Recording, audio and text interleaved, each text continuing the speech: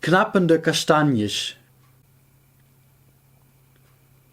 Mient is elektrisch, zei er mij zang klam op de ka dat ik dacht, daar moet wat maar wezen.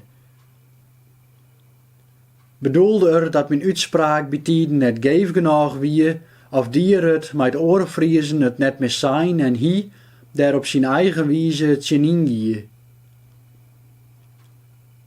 Ik was er zo onwis van dat ik net meer harken naar wat er verder zei.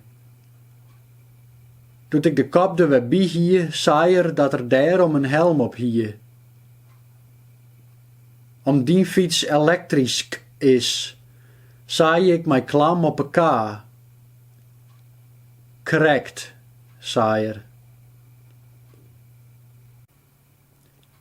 De twee kaas klonken als knappende kastanjes die er te let uit het vuur hellen hier.